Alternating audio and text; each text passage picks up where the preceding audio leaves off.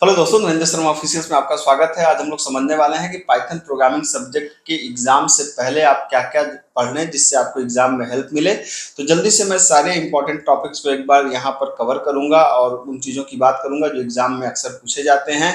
Content पसंद आए तो चैनल को सब्सक्राइब करिएगा। ये चलिए स्टार्ट करते हैं। तो बात स्टार्ट करते हैं यूनिट 1 से।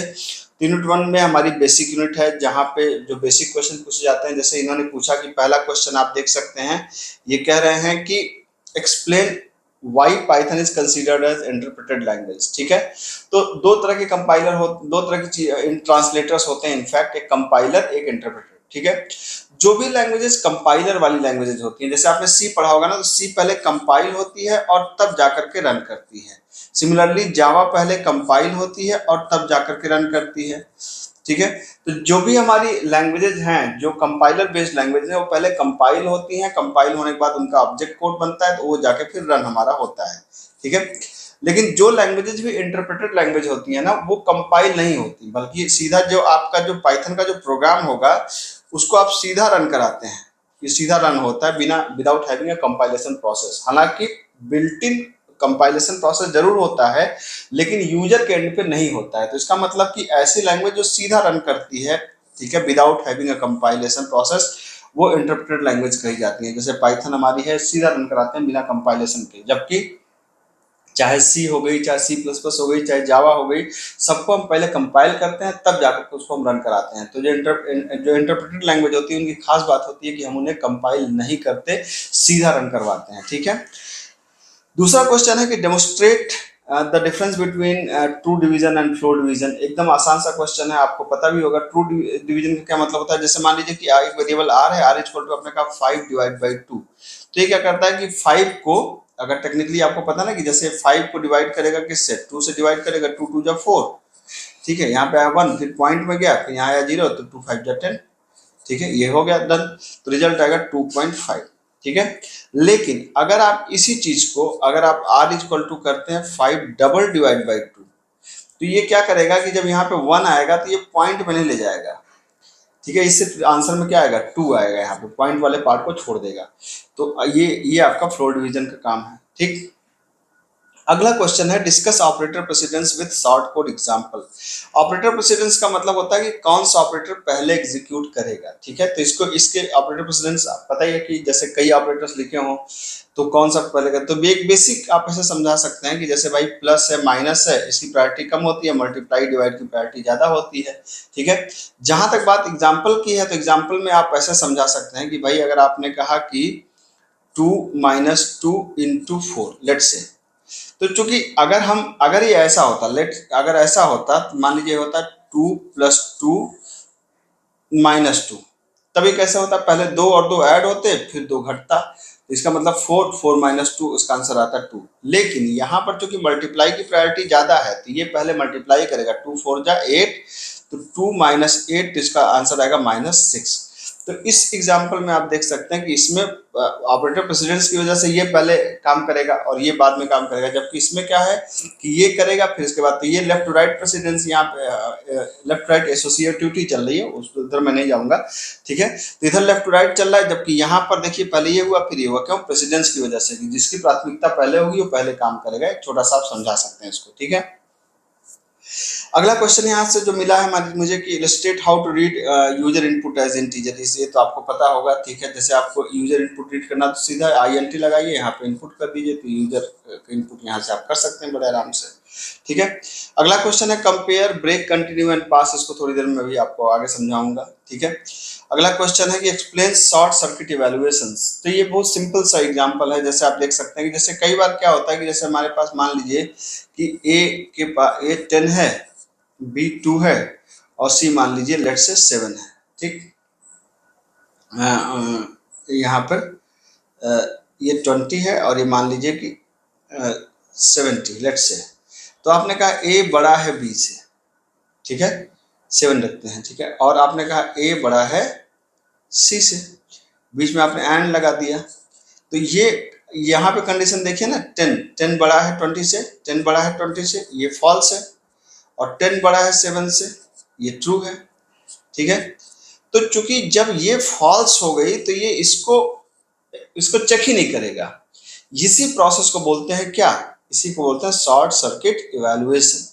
ठीक है, शॉर्ट सर्किट इवैल्यूएशन का मतलब कि अगर एक यहाँ पर कंडीशन शुरुआत में ही उसने डिसीजन उसको मिल गया कि भाई ये फॉल्स है, तो अगर एंड लगा तो अगला भी फॉल्स ही हो जाएगा, चाहे ट्रू हो चाहे फॉल्स, अगला मैटर नहीं करता, तो इसको बोलते हैं शॉर्ट सर्किट इवैल्यूएशन। ठीक है, सिमिलरली आप इसको ऐसे समझ सकते हैं, जैसे मान लीजिए मैं वैल्यू बदल दूं, यहाँ मैंने कहा कि 120, तो यहाँ पर अगर आप और लगा दें तो क्या 100 बड़ा है 20 से, ये ट्रू है। जब और में ये ट्रू है तो ये अगले को चेक ही नहीं करेगा, ठीक है, क्योंकि एक ट्रू हो गया तो अगला ऑटोमेटिकली ट्रू होगा। तो ये जो कंसेप्ट बोला जाता है इसको बोलते हैं शॉर्ट सर्किट इवैल्यूएशन। तो आप सिंपल कोड लिख सकते हैं वेरिएबल बना करके, कोई दिक्कत नहीं।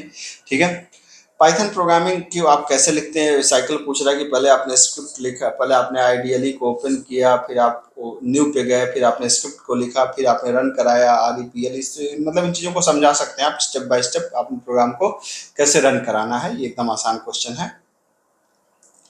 यूनिट 2 जो है इसमें बेसिक प्रोग्रामिंग कंस्ट्रेंट है, तो बहुत ज़्यादा इसमें चीज़ें पूछने को नहीं है। इसमें हाँ क्वेश्चंस आ सकते हैं जैसे छोटे छोटे, ठीक है, यहाँ पे जैसे इसने मैंने जो क्वेश्चन पेपर देखा उसमें यूनिट 2 से कम क्वेश्चन है, जैसे उसमें लूपिंग है, इफ कंडीशन है, लूप है, तो इससे बहुत ज़्यादा अच्छे क्वेश्चन अभी तक नहीं आए हैं। ठीक है, ये एक क्वेश्चन बहुत कॉमन है कि ब्रेक, कंटिन्यू और पास में क्या फ़र्क है। तो आपको पता है कि ब्रेक क्या करता है, जैसे आपने एक लूप चलाया फॉर आई इन रेंज, आपने लूप चला दिया क्या, वंस, आपने कहा कि 1 से लेके 11 तक, मतलब 10 तक चलेगा, और आपने कहा कि यदि आई इक्वल टू 5 तो क्या कर दो, ब्रेक कर दो।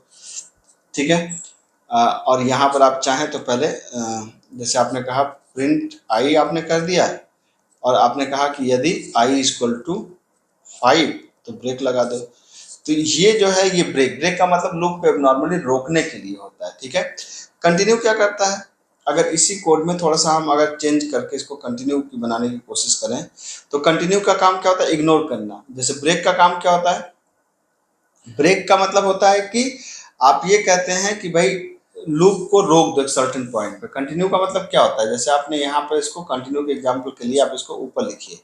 ठीक है, यहाँ पे ब्रेक की जगह क्या लगा दीजिए, तो यहाँ पर आपने कहा आई 5 हो तो क्या कर दो, कंटिन्यू कर दो। ठीक है, तो कंटिन्यू कर दो, अदरवाइज क्या कर दो, प्रिंट कर दो आई को। तो आपको पता है आउटपुट क्या आएगा इसका, इसका आउटपुट आएगा 1 2 3 4 5 को छोड़ देगा, 6 7 8 9 और 10। ठीक है, कहने का मतलब कंटिन्यू इग्नोर करता है। इग्नोर करने का मतलब जैसे ही ये कंडीशन ट्रू होगी ये सीधा इसको ऊपर भेज देगा, नीचे वाला काम नहीं करेगा। तो अगर अगर लूप को ब्रेक रोकना हो तो आप लगा सकते हैं ब्रेक, एबनॉर्मली रोकना हो तो नॉर्मली तो जाके 10 पे रुकेगा ही रुकेगा, लेकिन एबनॉर्मली रोकना हो तो लगा सकते हैं ब्रेक, और बीच का कोई चीज आपको स्किप करना हो तो वहां पे लगा सकते हैं कंटिन्यू। अब सवाल उठता है कि पास क्या है। ठीक है, तो पास एक छोटी सी चीज है, पास का मतलब होता है कि डू नथिंग। ठीक है, जैसे आपने क्रिकेट देखा होगा और आपने, जैसे हमने कहा कि भाई जैसे हमने यहाँ पे मुझे लूप चलाना है लेकिन लूप के अंदर कुछ करना नहीं है, तो मैंने कर दिया पास। ठीक है, तो पास का मतलब क्या, लूप चलेगी लेकिन लूप के अंदर कुछ होगा नहीं। जैसे आपको एक फंक्शन लिखना है डेफ, मान लीजिए फंक्शन का नाम डेमो है, आपने यहाँ पे कहा और आपने कर दिया पास, तो फंक्शन तो लिखा है लेकिन फंक्शन कोई डेफिनेशन नहीं है, सिर्फ आपने कर दिया पास। तो पास का काम, पास का सिंपल मतलब समझिए डू नथिंग। ठीक है, ये क्वेश्चन आया था कि परफेक्ट स्क्वायर, तो परफेक्ट स्क्वायर तो आप पता ही है कि जैसे आप किसी भी नंबर का परफेक्ट स्क्वायर, ये इस तरह के तमाम क्वेश्चन, अब इसमें मैं कोई एक फिक्स नहीं कर सकता कि यही क्वेश्चन आएंगे। ठीक है, तो ये परफेक्ट स्क्वायर में क्या था कि आपने एक नंबर को रीड करना था, एन को आप सीधा रीड कर लेते हैं, आई एन टी इनपुट। हालांकि बहुत आसान सा क्वेश्चन, पाइथन में आपको पता है कोड छोटे होते हैं। मान लीजिए कि हमने इसका स्क्वायर निकाल लिया, क्या यहाँ पे हमने कहा कि यहाँ पे मैथ मॉड्यूल के अंदर होता है math dot I S Q R T से आपको निकल आएगा इसका स्क्वायर रूट। ठीक है, एन का। तो अब यहाँ पे आप क्या कर सकते हैं, आप चेक कर सकते हैं कि यदि s into s is equal to n तो क्या होगा, परफेक्ट स्क्वायर होगा, नहीं तो नहीं होगा। ठीक है, मतलब परफेक्ट स्क्वायर का मतलब क्या, जैसे 5, जैसे मान लो 25 है, 25 का स्क्वायर कितना आएगा, 5 आएगा, तो अब 5 और 5 को मल्टीप्लाई करेंगे कितना आएगा, 25 आ जाएगा। लेकिन अगर आप 26 देंगे तो इसका भी स्क्वायर रूट 5 ही आएगा, आपको 5 पॉइंट समथिंग आएगा। उसको मल्टीप्लाई करेंगे तो 26 मतलब 26 नहीं आएगा, तो इसका मतलब परफेक्ट स्क्वायर नहीं है। परफेक्ट स्क्वायर का मतलब कि जो स्क्वायर रूट है उसको मल्टीप्लाई करने के बाद क्या उसका नंबर, मतलब मल्टीप्लाई करने पे क्या वही नंबर आ रहा है, तो ऐसा अगर आ रहा है तो परफेक्ट स्क्वायर है, नहीं आ रहा है तो नहीं है। ठीक है, तो ये कुछ क्वेश्चन थे। अब इसमें मैं लिमिट नहीं कर सकता, इसमें फैक्टोरियल का, पावर का, फिबोनाची का, मतलब प्राइम का, कुछ भी पूछ सकता है। ये क्वेश्चंस आप यहाँ पर तैयार रखिए कि आप उस कोड को लिख सकते हैं। ठीक है, यूनिट 3 से काफी क्वेश्चन पूछे गए हैं एग्जाम में। जैसा कि मैंने क्वेश्चन पेपर को देखा, यहाँ पे काफी क्वेश्चन पूछे गए हैं। सबसे पहला तो भाई लिस्ट, टपल और डिक्शनरी में क्या डिफरेंस है। तो आपको पता है कि एक लिस्ट को बनाने के लिए आपको प्रॉपर, आप ये लिस्ट बन गई, उसी को अगर आपको टपल बनाना हो तो आप ये टपल बन गया, अगर आपको डिक्शनरी बनाना हो तो आप ये डिक्शनरी बन गया आपका। ठीक है, तो आपको पता है कि ये भी लिस्ट ऑफ आइटम को स्टोर करता है, ये भी लिस्ट ऑफ आइटम को स्टोर करता है, और डिक्शनरी की वैल्यू के फॉर्म में आइटम को स्टोर करता है। बस ये तीनों फर्क है। लिस्ट हमारी ये म्यूटेबल है, मतलब चेंज हो सकता है। टपल हमारी इम्यूटेबल है, और डिक्शनरी में आप देख सकते हैं कि की जो है इम्यूटेबल है, वैल्यूज म्यूटेबल है। तो अलग अलग आप इस तरह इन चीजों को समझा सकते हैं। ठीक है, एक क्वेश्चन जो बहुत ज्यादा पूछा जाता है वो ये है कि लिस्ट कंप्रिहेंशन, लिस्ट स्लाइसिंग में क्या फर्क है। लिस्ट कंप्रिहेंशन एक बहुत बेहतरीन टर्म है। लिस्ट कंप्रिहेंशन क्या होता है कि जैसे मान लीजिए कि आपके पास एक लिस्ट है, इस लिस्ट के अंदर हमको 1 से लेके 10 तक की वैल्यूज को फिल करना है। तो मैं क्या कर सकता हूँ, एक शॉर्टकट तरीका होता है। जैसे मैंने लिखा फॉर आई इन रेंज, आपने कहा कि 1 से लेके 11 तक। ठीक है, और आई को आपने कहा इस तरीके से कर दिया आपने, ये आपका ऐसे आ जाएगा। इसको और थोड़ा सा नीचे लिखते हैं, ज़्यादा सही जाएगा। जैसे आपने कहा कि हमें एक लिस्ट बनाना है, तो लिस्ट, एक लिस्ट बना दिया हमने। लिस्ट इक्वल टू, मैंने कहा कि फॉर आई इन रेंज 1 से 11, ये 10 तक चलेगा, आपको पता है। और आई को मैंने ऐसे कर दिया। तो ये जो तरीका लिखने का, इसको बोलते हैं लिस्ट कंप्रिहेंशन। इसमें क्या होगा कि 1 से लेके 10 तक की लूप चलेगी, और सारी आई मतलब लिस्ट के अंदर जाके स्टोर हो जाएगी। तो लिस्ट के अंदर क्या स्टोर हो जाएगा, लिस्ट के अंदर स्टोर हो जाएगा 1 2 3, कहाँ तक, 10 तक की वैल्यू स्टोर हो जाएगी। तो ये जो तरीका है ना, इस तरीके को बोलते हैं लिस्ट कंप्रिहेंशन। ठीक है, अब ये तो कंप्रिहेंशन है, मतलब इस तरीके के शॉर्टकट तरीके से हम लोग लिस्ट को इनिशियलाइज करते हैं, लूप चला करके, कंडीशन लगा करके। तो इस तरीके को बोलते हैं लिस्ट कंप्रिहेंशन। ठीक, उसमें क्या होता है कि एक तरीका होता है लिस्ट स्लाइसिंग। लिस्ट स्लाइसिंग आपको पता ही है क्या होता है कि लिस्ट स्लाइसिंग में क्या होता है कि जैसे एक लिस्ट है हमारे पास, मान लीजिए इसके अंदर है 10 20 30 40 50, लेट्स से बस इतने बनते हैं। तो आपको पता है कि अगर 50 तक आ गए तो मेमोरी में ऐसे बना होगा, एरे की तरह, ऐसे 5 ब्लॉक बने होंगे, 1 2 3 4 5। यहाँ 10 है, यहाँ 20 है, यहाँ 30 है, यहाँ 40 है, यहाँ 50 है। यहाँ पे इसका नाम क्या है, लिस्ट ऑफ 0। इसका नाम क्या है, लिस्ट ऑफ 1। इसका list of 2, list of 3, list of 4 है, आपको पता है। ठीक है, तो हम स्लाइसिंग में क्या है, स्लाइसिंग का मतलब होता है, स्लाइस का मतलब टुकड़ा, मतलब इसको छोटे पार्ट में हम, तो इसमें इसका सिंटैक्स क्या होता है, लिस्ट वेरिएबल का नाम, स्टार्ट, कहाँ से स्टार्ट करो, कहाँ तक चाहिए, और क्या स्टेप चाहिए। अगर स्टेप आप नहीं देते तो बाय डिफॉल्ट क्या होता है, 1 होता है। ठीक है, अब एंड वाले को 1 छोड़ता है। जैसे अगर मैंने कहा कि भाई मुझे प्रिंट करो कहाँ से कहाँ तक, मैंने कहा कि मुझे प्रिंट करो, मान लीजिए कि मैंने कहा कि 1 से लेकर के 3 तक, इसका आउटपुट क्या आने वाला है, आने वाला है 1 से लेकर, तो 1 से स्टार्ट करेगा, 1 और 2, 3 को छोड़ देगा, मतलब इसका आउटपुट आएगा 20 एंड 30। तो इसी तरीके से आप जहां से भी जहां तक देंगे वहां तक का पूरा आ जाएगा। आप और इसको डिटेल में पढ़ना चाहें तो पूरा मैंने लिस्ट स्लाइसिंग वगैरह को पढ़ाया है, मेरी पाइथन की जो लेक्चर है उसमें आप जाकर के देख सकते हैं। ठीक है, स्ट्रिंग ऑपरेशंस पे बहुत से ऑपरेशंस के क्वेश्चन पूछे गए हैं, जैसे पैलिंड्रोम चेक करना है, पासवर्ड को वैलिडेट करना है, ठीक है, nth कैरेक्टर को रिमूव करना है, स्ट्रिंग को अल्फाबेटिकली सॉर्ट करना है। तो बहुत ढेर सारे क्वेश्चन स्ट्रिंग पे पूछे गए हैं। अब एक एक क्वेश्चन को मैं यहाँ पे सॉल्व करूंगा तो it will take a lot of time. ठीक है, लेकिन अगर आपको इसके फंक्शंस पता है, आपको सारी चीजें पता है, तो आपको बहुत ही आराम से कर सकते हैं। जैसे लेट्स से मान लीजिए कि स्ट्रिंग को पैलिंड्रोम चेक करना है, तो जैसे आपने एन लिया, एन के अंदर आपने कहा नितिन। ठीक है, मान लीजिए एन के अंदर आपने लिया नितिन, एक पैलिंड्रोम वर्ड है। तो आप क्या कर सकते हैं, सिंपल कंडीशन लगा सकते हैं, यदि n is equal to n colon colon -1, ये अपने आप रिवर्स कर देगा। तो आप प्रिंट कर सकते हैं पैलिंड्रोम, बस हो गया पैलिंड्रोम। एल्स क्या प्रिंट कर सकते हैं, नॉट पैलिंड्रोम। ठीक है, हो गया, बस आपको देख सकते हैं 5 लाइन का कोड लिखा गया है, ठीक है। तो आपने कहा n कोलन कोलन -1 ये स्ट्रिंग को रिवर्स कर देगा, तो ये परिणों का प्रोग्राम हो गया। इसी तरीके से आप जब कोई भी क्वेश्चन करेंगे ना, पाइथन चीज़ों को बहुत आसान बना देता है, बशर्ते आपको तरीका पता है। जैसे यहाँ पे मैंने लिखा कोलन कोलन -1, तो ये तरीका अगर आपको पता है तब तो अच्छी बात है, नहीं पता तो मैनुअली आपको फिर रिवर्स करने में थोड़ा समय लगेगा, ठीक है, तो वो भी हो सकता है।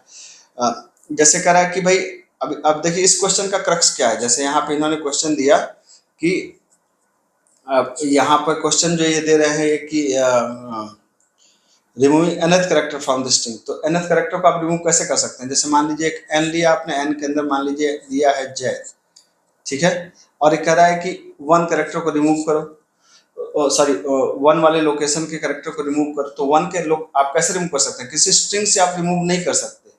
दो तरीके हैं, या तो आप कोई तीसरी स्ट्रिंग लीजिए, ठीक है, या तो आप इसको क्या कर सकते हैं, आप इसको यूज कर सकते हैं क्या, आप मतलब जैसा कि मैंने कहा कि आप इसको सिंपली भी कर सकते हैं। जैसे आपने कहा फॉर आई इन रेंज, आपने लूप चला दिया कहाँ से, 0 से लेकर लेंथ ऑफ n तक का, ठीक है। यहाँ पे आप एक वेरिएबल ले सकते हैं r is equal to blank, ठीक।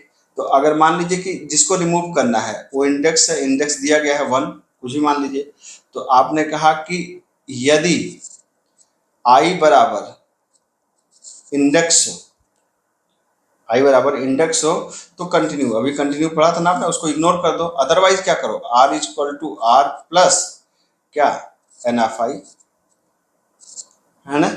इस तरीके से आप करके r को बाहर लूप के बाहर प्रिंट कर दीजिए, तो ऑटोमेटिकली वो रिमूव हो जाएगा, मतलब उससे हट जाएगा आपको। तो बहुत सी लॉजिक है, आप इस नेम को स्ट्रिंग में लिस्ट में कन्वर्ट करके कर सकते हैं, जो भी आप चाहे उस तरीके से कर सकते हैं, मतलब आपको ठीक ठाक इसकी प्रैक्टिस होनी चाहिए। अब ये कह रहा है सॉर्टिंग वर्ड अल्फाबेटिकली। अब अल्फाबेटिकली कैसे सॉर्ट करेंगे यहाँ पे वर्ड्स को, तो एक सॉर्टेड नाम का फंक्शन होता है, उससे आप सॉल्व कर सकते हैं। जैसे आपने कहा कि भाई अगर हमारे पास एक जैसे अगर मान लीजिए कि एक लिस्ट है, लिस्ट के अंदर क्या है, लिस्ट के अंदर ये लिस्ट है, LST लिख देते हैं, और इसके अंदर क्या है, जय है, अनुज है, ठीक है, राम है, जो भी आप लिखना चाहें। तो अब आप करेंगे इसको सॉर्ट करना है, तो क्या करेंगे आप यहाँ पे RLST रिजल्ट लिस्ट बना लीजिए, और क्या करिए इसको कहिए लिस्ट में भैया कन्वर्ट कर दो किसको, सॉर्टेड। सॉर्ट फंक्शन अप्लाई नहीं होगा यहाँ पे, सॉर्टेड चलेगा। आपने कहा लिस्ट, बस हो गया काम खत्म, प्रिंट कर दीजिए किसको, R लिस्ट को, हो गया अल्फाबेटिकली अरेंज। तो आप देख सकते हैं कि ये 3-3 4-4 लाइन के कोड होंगे, लेकिन लाइन आपको आना चाहिए, अगर आए तो अच्छी बात है, नहीं आए तो आप फिर इसमें परेशान हो जाएंगे, ठीक है। तो इसको ठीक से आप एक बार चाहें तो मेरी प्लेलिस्ट को भी देख सकते हैं, मैंने वहाँ स्ट्रिंग हैंडलिंग को बहुत अच्छे से डिटेल में बहुत से फंक्शंस को बताया है, एक एक चीज़ को बताया है, आप वहाँ से देखना चाहें तो देख सकते हैं, ठीक है। अब यहाँ पर एक बहुत इंपॉर्टेंट चीज़ होती है लैम्डा फंक्शन। तो लैम्डा फंक्शन एक ऐसा फंक्शन एनोनिमस फंक्शन होता है, आपको पता है कि लैम्डा, जैसे हमने यहाँ पे हमने बना दिया माई फन, एक फंक्शन बना दिया इक्वल टू, हम कैसे लिखते हैं लैम्डा, और जो भी आर्गुमेंट हो आपका n, और जो भी उसकी डेफिनेशन हो n इंटू n मान लीजिए, ठीक है। तो अब मैं जब भी माई फंक्शन को कॉल करूंगा और मैं इसको दूंगा 5, तो ये क्या आंसर रिटर्न करेगा 25, मतलब 5 क्या हो गया, 5 हो गया आर्गुमेंट, और 25 क्या हो गया उसकी डेफिनेशन, तो उसने n को दिया, n इंटू n को रिटर्न किया। तो ये आपका लैम्डा फंक्शन होता है। एनोनिमस फंक्शन एक ऐसा फंक्शन जो जिसका कोई नाम ना हो, ठीक है। अब लैम्डा फंक्शन इस्तेमाल होता है ज़्यादा किसके साथ में, मैप और फिल्टर के साथ में। मैप और फिल्टर के साथ में कैसे इस्तेमाल होता है, इसको बड़े आराम से हम लोग चाहें तो देख सकते हैं। जैसे मैं आपको समझाता हूँ, जैसे क्या होता है कि मान लीजिए एक लिस्ट है हमारे पास, जैसे ये ऐसे समझिए, जैसे एक मान लीजिए एक नंबर है, लेकिन नंबर स्ट्रिंग में है, मान लीजिए 123, ठीक है। अब अगर इसको आप लिस्ट में कन्वर्ट करेंगे ना, ऐसे लिस्ट में कन्वर्ट करेंगे, जैसे हमने आपने इसको कहा कि लिस्ट में कन्वर्ट कर दो भाई, क्या लिस्ट में कन्वर्ट कर दो किसको, नंबर को। तो अगर आप लिस्ट को प्रिंट कराएंगे तो आपको पता है क्या प्रिंट करेगा, प्रिंट कराएंगे अगर आप लिस्ट को, तो लिस्ट प्रिंट करेगा कुछ इस तरीके का आउटपुट, प्रिंट करेगा 1, फिर प्रिंट करेगा 2, फिर प्रिंट करेगा 3, मतलब 1 सिंगल कोट में, 2 सिंगल कोट में, 3 सिंगल कोट में, मतलब ये तीनों अलग अलग सिंगल कोट, मतलब स्ट्रिंग के तरीके से प्रिंट करेगा। हम चाहते हैं नंबर की तरह प्रिंट करें, तो वहां पे हम यूज कर सकते हैं किसका, मैप फंक्शन का। कैसे, हमने कहा भाई ऐसा करो कि लिस्ट में कन्वर्ट कर दो किसको, मैप ऑब्जेक्ट को, ठीक है। क्या करो, हमने कहा INT क्या लिस्ट ऑफ नंबर। तो अब इसको ध्यान से देखिए, पहले क्या करेगा, लिस्ट ऑफ नंबर क्या करेगा, इसको लिस्ट में कन्वर्ट कर दो, तो ये क्या करेगा, वही करेगा, ऐसे 1, ऐसे 2 और ऐसे 3 अलग अलग हो गए। अब मैप ने क्या किया कि हर एक एलिमेंट पे पहले इस एलिमेंट को उठाएगा 1 को और आईएनटी फंक्शन के अंदर पास करेगा, इंटीजर में कन्वर्ट हो गया, ये 1 हो गया। फिर 2 को उठाएगा, इंटीजर में कन्वर्ट करेगा, ठीक है। फिर 3 को उठाएगा, इंटीजर में कन्वर्ट करेगा, और अब इसका आउटपुट आएगा, लिस्ट को प्रिंट कराएंगे तो आउटपुट आएगा 1 2 3 इंटीजर में, और यहाँ पे आउटपुट किस में आ रहा था, स्ट्रिंग में। तो मैप फंक्शन क्या करता है, एक फंक्शन को आर्गुमेंट लेता है और एक लिस्ट को आर्गुमेंट लेता है, और लिस्ट के हर एक एलिमेंट पे इस फंक्शन को अप्लाई करता है, लिस्ट के हर एक एलिमेंट पे इस फंक्शन को अप्लाई करता है। ये होता है मैप फंक्शन का काम। अब बदले में मैप ऑब्जेक्ट रिटर्न करता है, तो मैप को आप लिस्ट में कन्वर्ट कर सकते हैं कुछ इस तरीके से, जो मैंने यहाँ पे आपको बताया, ठीक है। अब उसी तरीके से यहाँ पे एक फिल्टर फंक्शन आता है, फिल्टर फंक्शन। तो फिल्टर का काम क्या होता है, कुछ एलिमेंट्स को फिल्टर करना। जैसे मान लीजिए कि हमारे पास लिस्ट के अंदर कुछ एलिमेंट्स हैं, जैसे मान लेते हैं 2 3 4 6 7, कुछ भी मान लीजिए, और हमको सिर्फ इवन नंबर इसमें से चाहिए, तो मैं कैसे लगा सकता हूँ, मान लीजिए रिजल्ट नाम का लिया मैंने, कहा लिस्ट में कन्वर्ट कर दो, किसको, फिल्टर। तो फिल्टर के अंदर पहला आर्गुमेंट होता है फंक्शन। तो फंक्शन हमने क्या लिया, मान लीजिए हमने कहा लैम्डा फंक्शन लो, यहाँ पे एनोनिमस फंक्शन हमने बना दिया लैम्डा, और लैम्डा फंक्शन में आर्गुमेंट दिया n। डेफिनेशन क्या दिया, हमने कहा कि n mod 2 is equal to 0, ठीक है। तो जाहिर सी बात है कि n अगर 2 से डिवाइड होगा और 0 रिमाइंडर आएगा, तो इसका मतलब 2 रिटर्न होगा, नहीं तो फॉल्स रिटर्न होगा। कहाँ पे अप्लाई हो, लिस्ट के अंदर अप्लाई हो, ठीक है। तो इससे क्या होगा कि ये जहां जहां ट्रू आएगा, सिर्फ उन वैल्यूज को ये क्या करेगा, रिजल्ट के अंदर डाल देगा। जैसे 2 में आएगा, 4 में आएगा, 6 में आएगा, तो जब आप प्रिंट करेंगे ना रिजल्ट को, तो ये प्रिंट करेगा क्या, 2 4 एंड 6 लिस्ट के फॉर्मेट में आपको प्रिंट करेगा। तो अगर हमें कुछ फिल्टर आउट करना हो किसी लिस्ट से, तो वहां पे इस्तेमाल होता है फिल्टर फंक्शन का, ठीक है। सिमिलरली राइटिंग रिकर्सिव फंक्शन, आपको पता है कि जब एक फंक्शन के अंदर फंक्शन को कॉल करते हैं, तो वहां पे क्या होता है, रिकर्सिव फंक्शन उसको बोलते हैं। कोई भी, जैसे आप कुछ भी लिख सकते हैं, जैसे फैक्टोरियल का लिखना होता है, तो हम लोग यहाँ पे लिखते हैं कि अगर आपने कहा जैसे रिकर्जन लिखा जाता है बाकी लैंग्वेज, वैसे यहाँ पे लिखा जाता है। जैसे मान लीजिए फैक्टोरियल की बात करते हैं, तो आपने कहा डेफ फैक्ट, और फैक्ट के अंदर मान लीजिए फैक्टोरियल निकालना है रिकर्जन की मदद से, तो एन आपने लिखा, और लॉजिक बिल्कुल सेम होगी। यदि एन 1 है तो आपने कहा रिटर्न 1, नहीं तो आपने कहा कि return n into fact n-1।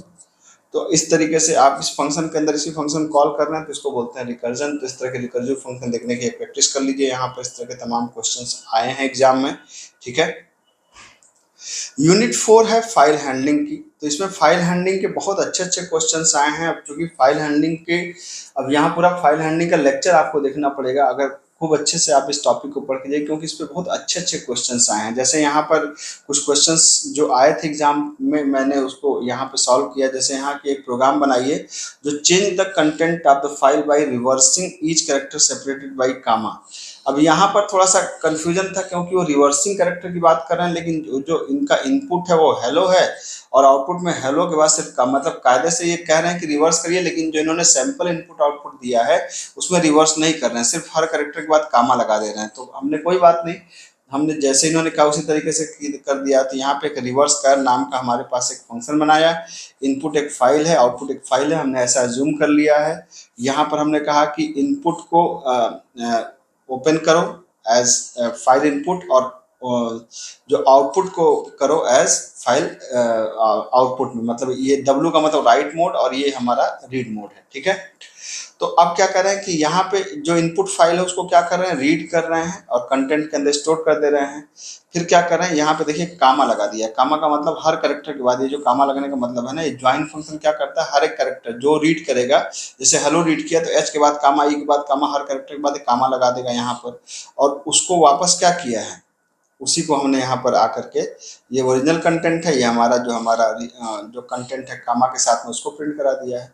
तो आपको कायदे से फाइल को इनपुट करना, फाइल को आउटपुट करना है, कायदे से आना चाहिए आपको। फाइल को इनपुट करने के लिए ओपन फंक्शन होता है, input file by default read mode होता है, तो कामा आप जैसे यहाँ W लिखा है वैसे आप यहाँ पे R भी लिख सकते हैं, ठीक है। उसी तरीके से क्वेश्चन और आया था, यहाँ पे कह रहा है कि आप क्या करिए, accept sequence of words separated by white space, ठीक है, as file input print the words composed of digit only. मतलब एक फाइल के अंदर कुछ इस तरीके का लिखा है कि जैसे मान लीजिए कि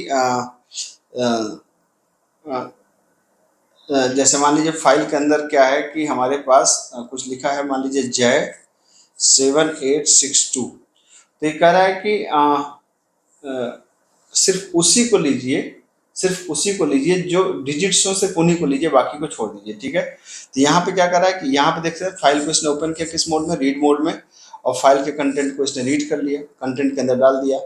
अब हमने कहा कि फॉर वर्ड इन कंटेंट, एक कंटेंट से एक वर्ड को रीड करेगा, and if word dot is digit, अगर वर्ड डिजिट है तो तब वर्ड को उठा करके इसके अंदर डाल दो, ठीक है। मतलब जैसे जय को रीड करेगा कुछ नहीं करेगा, लेकिन अगर ये मान लीजिए कि 7 और 8 और 6 2, जब ये 7 को रीड करेगा डिजिट है तो इसको इसमें डाल देगा, 8 को रीड करेगा डिजिट है तो इसमें डाल देगा, 6 को रीड करेगा डिजिट है इसमें डाल देगा, 2 को रीड करेगा तो इसमें डाल देगा, और फिर हमने उसी को प्रिंट करा दिया ऐसे, ठीक है। तो यहाँ पर भी फाइल को इनपुट, फाइल को आउटपुट, थोड़ा सा ऑपरेशन परफॉर्म करना है। सिमिलरली एक और क्वेश्चन आया था, क्वेश्चन काफी बड़ा है, 2 पार्ट में है। यहाँ पे क्वेश्चन था कि आपके एक फाइल है, फाइल के अंदर क्या है कि कुछ कंटेंट है, जैसे मैंने कहा कि जय 7862, ये कुछ कंटेंट है। तो ये कह रहा है कि जो भी हमारे पास ये कंटेंट है, जैसे 7 है 8 है, तो आउटपुट कैसा आना चाहिए, आउटपुट आना चाहिए, जैसे आउटपुट आना चाहिए जय 7 की जगह 7 लिख जाए, 8 की जगह 8 लिख जाए, ठीक है, 6 की जगह 6 लिख जाए, और 2 की जगह 2 लिख जाए। तो यहाँ पर भी यही काम कर रहे हैं। यहाँ पर एक इनपुट फाइल है, एक आउटपुट फाइल है, और यहाँ हमारे पास ये हमारा पर्टिकुलर फंक्शन है। इनपुट फाइल आउटपुट फाइल को आर्गुमेंट दे दिया, इनपुट फाइल को किस में खोला, रीड मोड में खोला, और इससे कंटेंट को हमने रीड किया। और क्या कर दिया हमने, हमने कहा कि यहाँ पे देखिए, हमने यहाँ पे पहले यहाँ ऐसे को ऐसे पढ़िए, फॉर वर्ड इन कंटेंट, एक एक वर्ड को हम यहाँ से रीड कर रहे हैं और वर्ड में डाल रहे हैं, और कह रहे हैं कि if word dot is digit, अगर वो डिजिट है तब तो वर्ड को दो, ठीक है, और डिजिट नहीं है तो उसको छोड़ दो। अगर डिजिट है तब क्या करो, उसको कन्वर्ट कर दो किसमें, नंबर टू वर्ड नाम का एक फंक्शन है। नंबर टू वर्ड में क्या किया है कि यहाँ पे आपने नंबर लिया है, और नंबर अगर 0 है तो 0 रिटर्न कर दिया, 1 है तो 1 रिटर्न कर दिया, 2 है तो 2 रिटर्न कर दिया, 3 एंड सो ऑन। आप इस तरीके से कर लेंगे, बाकी कोड मैंने यहाँ से हटा दिया है, ठीक है। और फिर क्या करेंगे, जो अपडेटेड कंटेंट हमारे पास आ जाएगा। तो अगर ये कह रहा है कि अगर डिजिट है तो डिजिट रिटर्न करो यहाँ पर, और डिजिट नहीं है तो सिंपल वर्ड रिटर्न कर दो। तो जहां जहां भी होगा, जैसे जय को तो एज इट इज यहाँ पे डाल देगा, लेकिन 7 को 7 कर देगा, 8 को 8 कर देगा, 6 को 6 कर देगा, 2 को 2 कर देगा, और ये सारी चीजें यहाँ पर आपकी कंटेंट अपडेट हो जाएंगे यहाँ पर, ठीक। तो कहने का मतलब यह है कि अब फाइल हैंडलिंग के काफी अच्छे अच्छे क्वेश्चंस हैं, इसकी ठीक ठाक प्रैक्टिस कर लीजिए। बीच में ये मैनिपुलेशन भी देख रहे हैं कि मतलब फाइल को रीड करना, राइट करना, और साथ ही साथ कंटेंट में स्ट्रिंग हैंडलिंग वगैरह ठीक ठाक लग रही है। यहाँ पे तमाम क्वेश्चंस आए हैं, इसकी आप प्रैक्टिस अच्छे से कर लीजिए।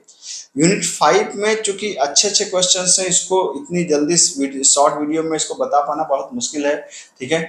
यहाँ पर पांडाज और मैटप्लॉटलिब का अच्छे अच्छे क्वेश्चंस आए। पांडाज और मैटप्लॉटलिब जो आपकी लाइब्रेरी है, आप चूंकि मैंने इसकी वीडियो नहीं बनाई थी क्योंकि पुराना जो पाइथन का जो सिलेबस था वो अलग था, नया सिलेबस में बदल गया, तो मैं इस साल मैंने सोचा है कि इसको अब मैं अपडेट करूंगा।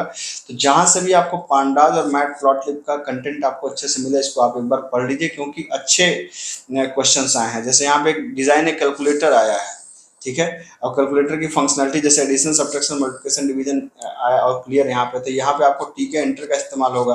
तो टीके एंटर अगर आपने अच्छे से पढ़ा है तभी आप इसको कर पाएंगे, अदरवाइज इसको कर पाना बड़ा मुश्किल है। तो टीके एंटर को खूब अच्छे से पढ़ लीजिए। यहाँ पर ये कह रहा है कि एक cities.csv डेटा सेट है, इसको रीड करिए, उसके लास्ट कॉलम को रिमूव कर दीजिए, इसको एक एरे में सेव कर दिए। तो मतलब दुनिया भर की जो ऑपरेशंस परफॉर्म कर, ये आपका पांडाज का क्वेश्चन है, ये पांडाज लाइब्रेरी के थ्रू होगा। तो पांडाज लाइब्रेरी को अच्छे से समझिए, कौन से फंक्शन से फाइल को रीड करेंगे, रीड CSV फंक्शन होता है, कौन से फंक्शन से हमारा लास्ट कॉलम डिलीट होगा, आई लॉक करके अलग अलग फंक्शंस हैं। तो ये आपको अच्छे से इसको पढ़ लीजिए, समझ लीजिए, तब जाके आप इसको कर पाएंगे। सिमिलरली यहाँ मैटप्लॉटलिब से यहाँ पर आपका डेटा सेट है, उसको प्लॉट करने की बात कर रहा है, मतलब ग्राफ बनाने की बात कर रहा है। तो मैटप्लॉटलिब में कौन कौन से फंक्शंस हैं, जैसे पाई हो गया, या आपको स्कैटर्ड हो गया, या लाइन हो गया, अलग अलग फंक्शंस हैं जिससे आपको आपका चार्ट बनता है, ठीक है। तो ये सारी चीज़ों को अच्छे से पढ़ लीजिए, ठीक है, और अच्छे से एग्जाम दीजिए। मेरे ख्याल से इतने कम समय में जितना मैं जानकारी दे सकता था मैंने पूरी कोशिश करी। कंटेंट पसंद आया चैनल को सब्सक्राइब करिएगा। मिलता हूँ, थैंक यू सो मच।